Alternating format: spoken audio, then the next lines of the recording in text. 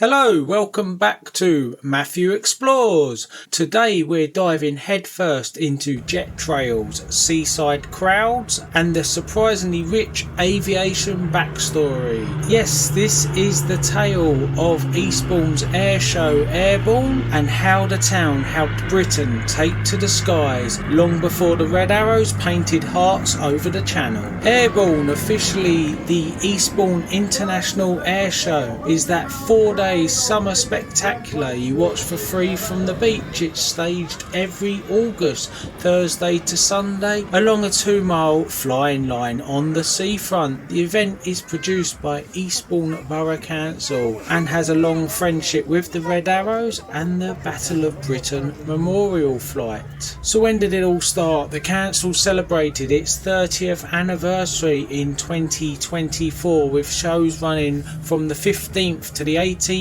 of August 2024, and it's next set for this weekend, the 14th to the 17th of August 2025. The show's modern era traces back to the mid-1990s. Official listings give 1994 as the inaugural year. 2024 marked 3 decades since liftoff. Airbourne leans into what seaside air shows do best: lunchtime to afternoon displays over the water, ground attractions on the promenade, and the sort of holiday vibe where ice cream becomes a tactical necessity. It's been billed as one of Europe's biggest free seafront air shows, and in 2016 it even got a highly commended nod at the Visit Britain Awards. There was a wobble in 2008 when a £5 charge for a special viewing area caused, let's just say, some spirited feedback.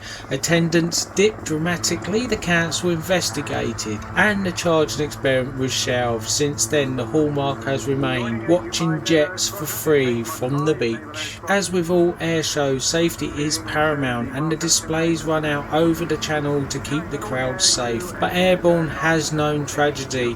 On the 18th of August 2000, former Red Arrows pilot Ted Girdler was killed when his Aero L-29 Delphin crashed into the sea during the display. It was a deeply felt moment for the town and the aviation community. But Eastbourne's aviation story goes far beyond the modern show. Roll back to the pioneer era. In 1909, Major Bernard Fowler opened the Fowler Flying School, later Eastbourne Flying School, and moved operations to a 50-acre site between Eastbourne and Pevensey Bay. If you're local, the original airfield now lies beneath the industrial estate below St Anthony's Mount. Then comes the Eastbourne Aviation Company, a name that should be on every local pub quiz. The company was formally established on the 1st of December 1911 by Major Bernard Fowler and Victor Yates, building on their flying activity at Langley Aerodrome. A factory was constructed in early 1913 on the crumbled shingle beach, roughly where the Sovereign Centre swimming pool stands today. Despite being right next to the Royal Naval Flying School, the factory didn't actually produce seaplanes. Instead, during World War I, it turned out trainers like the Royal Aircraft Factory BE-2Cs and the Avro 504, and it did repair work for the Royal Navy Air Service. Wartime orders kept it busy, but after the war, demand fell and the company closed in 1924. Meanwhile, the Admiralty had taken an interest in Eastbourne as early as 1913, leasing part of the aerodrome. With the war underway, the site became Royal Navy Air Service Training Base. The Naval Flying School ran from August 1914 to November 1916, and again in May 1917 to April 1918, just before the Royal Navy Air Service merged with Royal Flying Corps to create the Royal Air Force on the 1st of April 1918, the world's first independent air force. Translation: if you were learning to fly a Morris Farman or Curtis Jenny in those days, Eastbourne's windy seafront was your classroom. Scarves were optional, but goggles essential. A nice local footnote: trainee Dan Minchin learned to fly here before later attempting a transatlantic flight in 1927. He and his crew crew was sadly lost, and a plaque at Eastbourne's college commemorates him, a reminder that this town's aviation history isn't just factories and flight lines,